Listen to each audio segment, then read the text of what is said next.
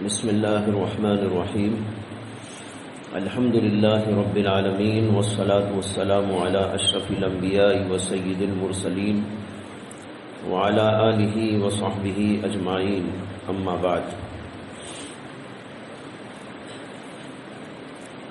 ابن شوذب رحمہ اللہ بیان کرتے ہیں کہ جب حضرت سیدنا ابو ہریرہ رضی اللہ عنہ کی وفات کا وقت قریب آیا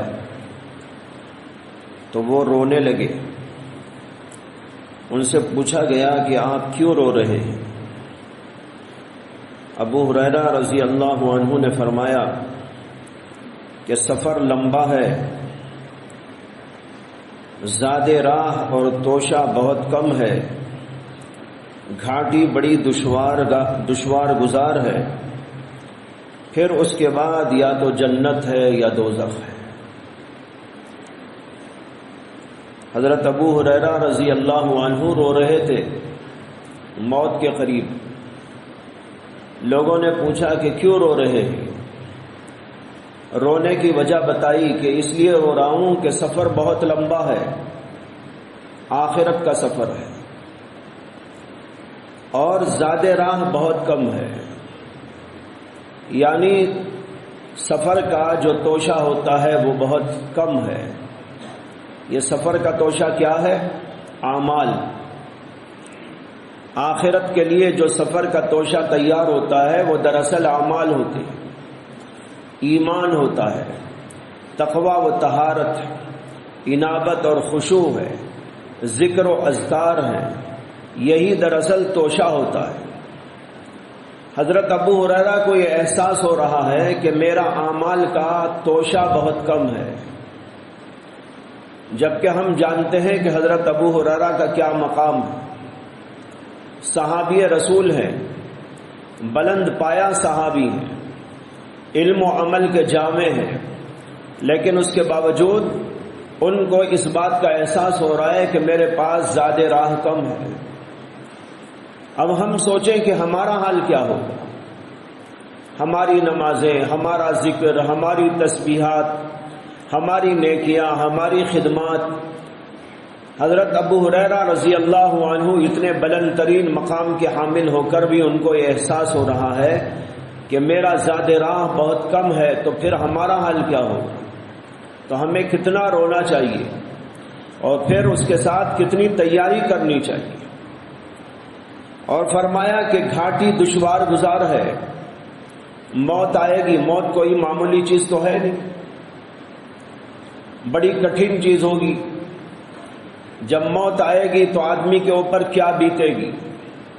اور یہ مرحلہ ہر آدمی کو بہرحال پیش آنا ہے. جو آدمی بھی دنیا میں آیا بہرحال اس کو موت کا مزہ چکھنا ہوگا. کل نفس ذائقۃ الموت. اور یہ ہے بہت ہی کٹھن اور دشوار گزار گھاٹی. اس کو پار کر کے آگے جانا ہے. اور پھر یہیں پر قصہ ختم نہیں کہ موت آئے گی تو اس کے بعد کوئی کٹنائی نہ آئے گی.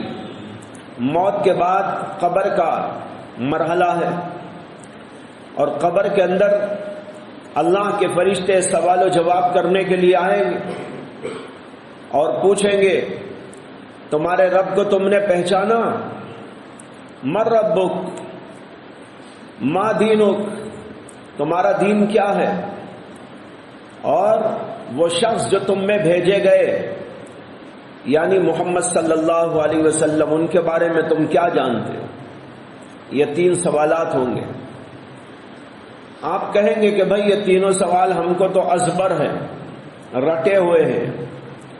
فرشتے ادھر پوچھیں گے اور ہم فر جواب دے دیں گے. لیکن ایسا نہیں ہوگا. وہاں پر صرف یادداشت سے کام نہ ہوگا، بلکہ وہاں تو عمل سے کام ہوگا. جس نے اپنی عملی زندگی بنائی، جس نے واقعتاً اللہ کی معرفت اپنے اندر پیدا کی، جس نے اللہ کی ذات و صفات کو سمجھنے کی کوشش کی، اور پھر اس کے بعد دین کو سمجھا، دین کے اوپر عمل پیرا ہوا، دین کے تمام اعمال کو اور اس کے حقائق کو قبول کرتے ہوئے زندگی گزارا، اور نبی اکرم صلی اللہ علیہ وسلم کے حالات اور آپ کی سیرت طیبہ اور آپ کے اسوہ حسنہ کو جانا اور اس کے بارے میں وہ تفصیل کے ساتھ جان کر اللہ کے نبی کے اسوے پر گامزن ہو گیا، وہ آدمی تو اس کا جواب دے دے گا۔ لیکن جس نے خالی رٹ لیا ہو من ربک، اس نے کہا ربی اللہ، زبانی یاد ہے یہ، لیکن وہاں زبانی کام نہیں چلے گا، وہاں پر کام چلے گا تو حقیقت سے کام چلے گا۔ اس لیے پوری زندگی ان سوالات کے جواب کے لیے اپنے آپ کو تیار کرنا ہے، عملی طور پر تیار کرنا ہے۔ تمہارا دین کیا ہے؟ ارے دین پہ چلا ہوا ہو تب تو دین کو بتائے گا کہ کیا ہے۔ صرف رٹ لیا دینی الاسلام، میرا دین اسلام ہے، وہاں جواب نہیں دے پائے گا، وہاں ہائے ہائے کرتا رہ جائے گا۔ تو حضرت ابو ہریرہ رضی اللہ عنہ نے کہا کہ یہ سفر بہت دشوار گزار ہے، گھاٹی بہت دشوار گزار ہے۔ پہلے تو موت کی گھاٹی، اور پھر موت کے بعد قبر کی گھاٹی، قبر میں سوال و جواب۔ اگر وہاں پر سوال کا جواب ٹھیک ٹھیک دے دیا تب تو کام بن گیا، اور اگر نہیں دے سکا تو وہاں ہی اس کے لیے عذابات کا سلسلہ شروع ہو جائے، اور پھر اس کے بعد قیامت کا میدان، وہاں کی سختیاں اور پریشانیاں، اور پھر حساب اور کتاب، یہ سارے مرحلے پیش آنے والے ہیں۔ حضرت ابو ہریرہ اس کی طرف اشارہ کر رہے ہیں کہ گھاٹی بہت دشوار گزار ہے، موت کی گھاٹی، پھر قبر کی گھاٹی، پھر حشر اور نشر کی گھاٹی، حساب اور کتاب کی گھاٹی، یہ سب کچھ پار کرنے کے بعد پھر کہتے ہیں اس کے بعد یا تو جنت ہے یا دوزخ۔ جو ٹھیک طور پر گزر گیا وہ تو جنت میں جائے گا، ورنہ تو جہنم رسید ہو جائے گا۔ مشکاۃ شریف کے اندر ایک صحابی کا واقعہ بیان کیا گیا ہے کہ وہ اپنی موت کے وقت میں رو رہے تھے، تو ان سے پوچھنے والوں نے پوچھا کہ آپ کیوں رو رہے ہیں، جبکہ آپ کے بارے میں تو حدیث کے اندر رسول اکرم صلی اللہ علیہ وسلم نے بشارت دی، لیکن آپ پھر بھی رو رہے ہیں؟ تو انہوں نے کہا اس لیے رو رہا ہوں کہ اللہ نے انسانوں کو جو بنایا، دو قسم کے لوگوں کو بنایا، بعض کو جہنم کے لیے بنایا اور بعض کو جنت کے لیے بنایا۔ ایک ہاتھ میں ایک مٹھی میں اللہ کے وہ لوگ ہیں جن کو اللہ نے جنت کے لیے بنایا، اور اللہ کی دوسری مٹھی میں وہ لوگ ہیں جن کو اللہ نے جہنم کے لیے تیار کیا ہے۔ اب مجھے نہیں معلوم کہ میں اللہ کی کون سی مٹھی میں ہوں، مجھے نہیں معلوم کہ میں اللہ کی کون سی مٹھی میں ہوں، جنت والی مٹھی میں ہوں کہ جہنم والی مٹھی میں ہوں۔ یہ دو جو ہے راہیں اللہ کی طرف سے مقرر ہیں، یا تو جنت میں جائے گا یا دوزخ میں جائے گا۔ تو حضرت ابو ہریرہ نے یہ باتیں کہی اور بتایا کہ مجھے اس لیے رونا آ رہا ہے، یہ ہے اللہ کا ڈر، خوف، آخرت کا ڈر اور خوف، اس کے لیے یہ عنوان قائم کیا گیا ہے۔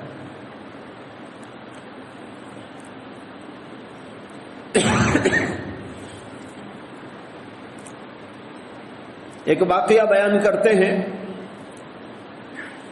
کہ قاسم بن محمد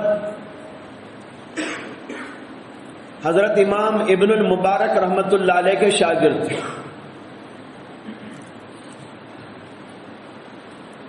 قاسم بن محمد کہتے ہیں کہ میں حضرت عبداللہ بن مبارک کے ساتھ بڑے سفر کیا کرتا تھا، اور پھر لوگوں میں جو ان کا مقام تھا اس کو دیکھتا تھا۔ اللہ نے ان کو اتنا بلند ترین مقام عطا کیا ہے، کہتے ہیں کہ دل میں بار بار بات آتی تھی کہ اس شخص کو اتنا بڑا مقام کیوں ملا۔ کہتے کہ پھر میں ذہن میں اس کا جواب تلاش کرتا، کبھی میرا دل کہتا کہ ان کے علم کی وجہ سے ان کو اتنا بڑا مقام ملا ہے، لیکن دوسری طرف سے پھر ذہن ہی میں جواب آتا کہ جیسا علم ان کو دیا ہے علم والے تو اور بھی ہیں، لیکن ان کو مقام کیوں نہیں؟ کہتے ہیں کہ پھر میرا دل کہتا کہ اس مقام کے حامل یہ اس لیے ہو گئے کہ عمل بہت کرتے ہیں، ریاضت بہت کرتے ہیں۔ پھر ذہن کہتا کہ اور ریاضت کرنے والے، عبادت کرنے والے دنیا میں موجود ہیں۔ پھر کبھی ذہن کہتا کہ یہ جہاد میں حصہ لیتے ہیں اس لیے مقام ہے، لیکن ذہن اس کا بھی جواب دیتا کہ جہاد کرنے والے بھی بہت ہیں، لیکن ان کو یہ کیوں خاص مقام حاصل ہو گیا؟ کہتے ہیں کہ ایک بار ایک واقعہ پیش آیا۔ کیا واقعہ پیش آیا؟ سفر میں جا رہے تھے، ایک رات ملک شام کے سفر میں ایک گھر میں رات کا کھانا کھا رہے تھے کہ اچانک چراغ گل ہو گیا۔ تو ہم میں سے ایک شخص کھڑا ہوا اور اس نے چراغ اٹھایا اور جلانے کے لیے بازو چلا گیا۔ پہلے زمانے میں چراغ جلانا ہوتا تو میچز واچز جیسے آج کل ہے وہ نہیں ہوتے تھے، کوئی لائٹر نہیں ہوتا تھا، وہاں بازو کسی آدمی کے گھر جا کر اس کی آنکھ سے چراغ کو جلانا پڑتا۔ کہتے ہیں کہ ہم میں سے ایک آدمی اٹھا اور چراغ جلانے کے لیے بازو گیا، اور یہاں پر بالکل اندھیرا طاری رہا اور لوگ بھی سب بیٹھے ہوئے تھے۔ عبداللہ بن مبارک بھی بیٹھے ہوئے تھے۔ کہتے ہیں کہ میں بالکل ان کے سامنے بیٹھا ہوا تھا۔ کچھ دیر کے بعد جب وہ آدمی چراغ لے کے آیا اور لا کر سامنے رکھا تو اجالا ہوا، اور اجالے میں میری آنکھیں عبداللہ بن مبارک کے چہرے پر پڑی تو میں دیکھ رہا ہوں کہ ان کی آنکھوں سے برابر آنسو جاری، وہ زار و قطار رو رہے۔ ان کے رونے کو کوئی نہیں محسوس کر رہا تھا، اس لیے کہ وہاں تو چراغ گل ہو گیا تھا، اندھیرا تھا۔ اندھیرے کی وجہ سے کسی نے محسوس نہیں کیا۔ جب چراغ آیا تو کہتے ہیں کہ میں نے دیکھا کہ ان کی آنکھوں سے آنسو جاری۔ کہتے ہیں کہ میں نے دل میں سوچا اسی خشیت کی وجہ سے اس آدمی کو ہم پر فضیلت دی گئی ہے۔ اب سمجھ میں آیا کہ کیوں مقام ان کو اتنا بلند دیا گیا ہے۔ یہ اللہ کے خوف کی وجہ سے، آخرت کے خوف کی وجہ سے، خشیت کی وجہ سے اللہ نے ان کو اتنا بلند ترین مقام دیا ہے۔ جس وقت چراغ بجھ گیا تھا اور تاریکی چھا گئی تھی تو ان کو قبر کی یاد آ گئی۔ قبر کو انہوں نے یاد کر لیا، قبر کی اندھیری کیسی ہوگی۔ کبھی کبھی ہم بھی سوچا کریں قبر میں تو ایک دن جانا ضرور ہے، یا ایسے بھی کوئی یہاں مائی کے لال ہیں جن کو نہیں جانا ہے بھائی کوئی؟ دیکھو ہر آدمی کو جانا ہے، یقینی ہے، 100% یقینی۔ اور 100% اس یقینی بات کے بارے میں کبھی ہم سوچتے بھی ہیں؟ حضرت مولانا شاہ عبد الحی عارفی رحمت اللہ علیہ، حضرت تھانوی رحمت اللہ علیہ کے خلیفہ تھے، جلیل القدر خلیفہ تھے۔ مولانا تقی عثمانی صاحب دامت برکاتہم ان کے خلیفہ ہیں۔ تو یہ مولانا عبد الحی عارفی رحمت اللہ علیہ کہتے ہیں کہ ایک رات اندھیری چھائی ہوئی تھی، میں اپنے بیڈ کے اوپر لیٹا ہوا تھا، غور و فکر میں قبر کا اندھیرا میرے دماغ میں آ گیا۔ اہل اللہ جو ہوتے ہیں وہ ان سب باتوں کو سوچتے رہتے ہیں، موت کو سوچتے ہیں، قبر کو سوچتے ہیں، قبر کی اندھیری کو سوچتے ہیں، اس کے بعد کے مراحل کو سوچتے ہیں۔ جو دنیا دار ہوتے ہیں وہ دنیا کی باتیں سوچتے ہیں، فسق و فجور والے گندی باتیں سوچتے ہیں، حرام قسم کے تصورات میں مبتلا ہو جاتے ہیں، گندے گندے خیالات کے اندر مبتلا ہوتے ہیں۔ بیڈ اللہ نے دیا آرام کرنے کے لیے، لیکن اس بیڈ پر اللہ کی طرف سے جو اتنی عظیم الشان نعمت دی گئی ہے، اسی بیڈ کے اوپر اللہ کی نافرمانی کرنے لگتے ہیں۔ لیکن اہل اللہ کا حال تو یہ ہوتا ہے کہتے ہیں کہ میرے دماغ کے اندر قبر کی اندھیری آ گئی. جب وہ قبر کی اندھیری میں مجھے لٹایا جائے گا تو کیا ہوگا، کیا حالات پیش آئیں گے. دنیا میں تھوڑی دیر کے لیے کسی کوٹری میں انسان کو بند کر دیا جائے تو کیا حال ہوگا، ذرا سوچ کر دیکھو. کہتے ہیں کہ یہ سوچ رہا تھا، اتنے میں ایک بات اور ذہن میں آ گئی. یہ بہت قیمتی بات ہے، اس کو یاد رکھو، اس کے اوپر عمل کرو. حضرت کہتے ہیں کہ ایک اور بات مجھ کو یاد آ گئی، اور وہ یہ کہ نبی اکرم صلی اللہ علیہ وسلم کی سیرت میں ہم کو ملتا ہے کہ نبی اکرم صلی اللہ علیہ وسلم فجر کی نماز کے لیے جب نکلتے تھے ایک دعا پڑھتے تھے.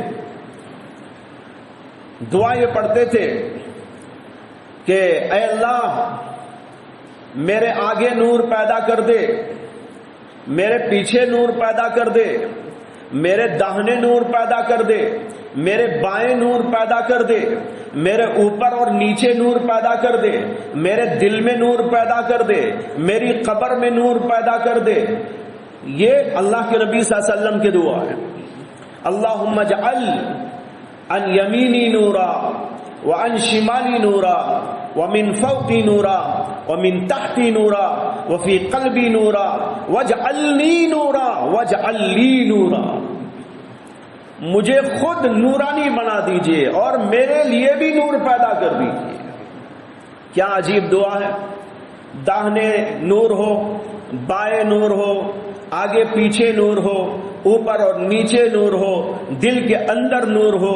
اور اس کے اندر اور بھی الفاظ ہیں، میرے جسم کے رگ و ریشے میں نور پیدا کر دے، میرے لحم میں، میری ہڈیوں میں، میری آنکھوں میں، میرے اور اعضاء میں نور پیدا فرما دے. حضرت کہتے ہیں کہ یہ دعا یاد آئی تو مجھے تسلی ہو گئی کہ الحمدللہ میں یہ دعا پڑھا کرتا ہوں، اور جب اللہ کے نبی کی یہ دعا پر ہم عمل کرتے ہیں تو انشاءاللہ امید ہے کہ اس کی وجہ سے قبر کے اندر نور پیدا ہو جائے.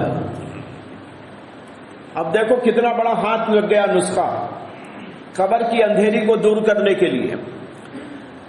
روزانہ اس دعا کو اہتمام سے پڑھیں. جب آپ آئیں مسجد کو فجر کے لیے تو سنت ہے رسول اللہ صلی اللہ علیہ وسلم کی کہ دعا پڑھے. یہ دعا کتابوں میں لکھی ہوئی ہے، جس کو یاد نہیں وہ یاد کر لے، اپنے اساتذہ سے پوچھ لے، وہ بتا دیں گے، اٹھا کر دے دیں گے، لکھ کر دے دیں گے. یاد کر لو، جو ہے 10 منٹ میں یاد ہو جائے گی، 5 منٹ میں یاد ہو جائے گی. اب یہ دعا معمولاً پڑھا کرے. ہو سکتا ہے کہ اللہ تبارک و تعالی ہماری قبروں کو بھی اس دعا کی برکت سے نورانی بنا دے. تو فرماتے ہیں کہ ان کو قبر کی اندھیری یاد آ گئی، اس لیے حضرت عبداللہ بن عمر رضی اللہ عنہ رونے لگے تھے. حضرت امام مروزی سے منقول ہے، وہ فرماتے ہیں کہ میں نے امام احمد بن حنبل سے پوچھا کہ حضرت آپ نے صبح کیسے کی. یہ عربی کے اندر خیر خیریت پوچھنے کا جملہ ہے. کیف اصبحت، آپ نے صبح کیسے کی.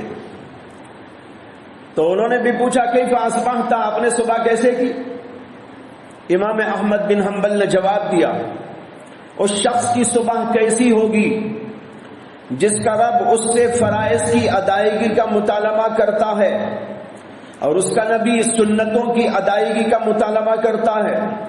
دونوں فرشتے اس سے تصحیح اعمال کا مطالبہ کرتے ہیں، اس کا نفس اس سے خواہشات کا مطالبہ کرتا ہے، ابلیس بے حیائی کا مطالبہ کرتا ہے، ملک الموت اس کی روح قبض کرنے کے انتظار میں ہے، اور اس کے اہل و عیال نان و نفقے کا مطالبہ کرتے ہیں. کیا عجیب بات. اس میں اشارہ ہے اس بات کی طرف کہ ہمیں بہت چوکنا رہنا ہے. مطالبے کئی قسم کے ہیں.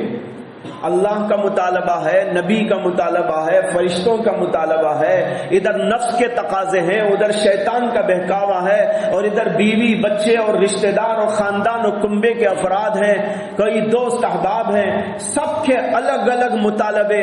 ایسی صورت میں میرا کیا حال ہو. یعنی ڈر رہے ہیں، گھبرا رہے ہیں، پریشان ہو رہے ہیں، کہیں بہک نہ جاؤ، کہیں غلطی نہ کر بیٹھو، کہیں شیطان کے فریب میں نہ چلے جاؤں، کہیں نفس کے بہکاوے میں نہ آ جاؤں، کہیں بیوی بچے کے مطالبات کے اندر پھنس نہ جاؤں، یہ سوچ کر ان کو پریشانی ہو رہی ہے، ڈر محسوس کر رہے ہیں، خوف محسوس کر رہے ہیں۔ اس لیے ہر مومن کو بھی ایسے ہی خوف رکھنا چاہیے، ڈرتے رہنا چاہیے۔ جب آدمی ڈرے گا ہوشیار رہے گا، جب آدمی ہوشیار رہے گا تو سوچ سوچ کر اور غور و فکر کے ساتھ کام انجام دے گا، اور اس کا نتیجہ یہ ہوگا کہ وہ صحیح راستے پر پڑ جائے گا۔ تو معلوم ہوا کہ ایسا خوف ہمارے دلوں کے اندر بھی ہونا چاہیے۔ یہ خوف انسان کو صحیح راستہ بتاتا ہے۔ اگر انسان بے خوف ہو گیا، نہ اللہ کا خوف ہے، نہ آخرت کی فکر ہے، نہ قبر اور حشر کا اس سے خوف ہے، تو اس کا مطلب یہ ہے کہ وہ تو جانوروں جیسی زندگی کر رہا ہے۔ اس میں اور جانور میں کوئی فرق نہیں۔ جانور کو تو کوئی خوف نہیں نا، جانور کو یہ خوف نہیں کہ بھائی مجھ سے پوچھ تاچھ ہوگی اور مجھ سے سوال و جواب ہوگا اور حشر و نشر قائم ہوگا، حساب و کتاب ہوگا اور فیصلے کیے جائیں گے، سزا ہوگی، جزا ہوگی، جنت ہے، جہنم ہے۔ جانوروں کو کچھ نہیں۔ اسی لیے بہت سارے اکابرین سے یہ بھی مروی ہے کہ وہ کہا کرتے تھے، اے کاش کہ میں ایک جانور ہوتا۔ شاید اس میں بھی آگے آ رہا ہے ایک بزرگ کی بات کہ وہ کہا کرتے تھے، اے کاش کہ میں ہمارے خاندان کے بکریوں میں سے ایک بکری ہوتا اور مجھ کو کاٹ ڈالا جاتا اور پکا کر اس کا شوربہ اور اس کا گوشت کھا لیا جاتا۔ یہ بہت اچھا تھا، اس لیے کہ اسے تو پوچھنی ہے لیکن مجھے پوچھ ہے۔ حضرت سیدہ عائشہ صدیقہ رضی اللہ تعالی عنہا کبھی پرندوں کو دیکھتی تو پرندوں کو دیکھ کر کہا کرتی، اے کاش کہ پرندہ میں ہوتی، اے کاش کہ میں یہ پرندہ ہوتی۔ اس کو تو پوچھ نہیں ہے لیکن مجھے تو سوال و جواب ہے۔ حضرت ابو بکر صدیق کے بارے میں آتا ہے کہ وہ کبھی کوئی تنکا اٹھا کر کہتے، اے کاش کہ میں یہ تنکا ہوتا، کتنا اچھا تھا، اب تو مجھے سوال و جواب کا مرحلہ پیش آنے والا ہے۔ یہ ہے خوف، آخرت کا خوف، اللہ کا خوف، حشر نشر کا خوف، حساب و کتاب کا خوف۔ یہ دلوں کے اندر پیدا کرتے رہنا چاہیے۔ پیدا کب ہوگا؟ جب بار بار یہ باتیں سنیں گے، بار بار اس کا مذاکرہ کریں گے، دل و دماغ کے اندر اس کو تر و تازہ کرتے رہیں گے تو ہماری زندگیوں کے اندر بھی انقلاب آ جائے گا۔ اسی لیے باتیں آپ کو سنائی جا رہی ہیں تاکہ دل کے اندر ان کو محفوظ رکھنے کی کوشش کریں۔ وآخر دعوانا الحمد للہ رب العالمین۔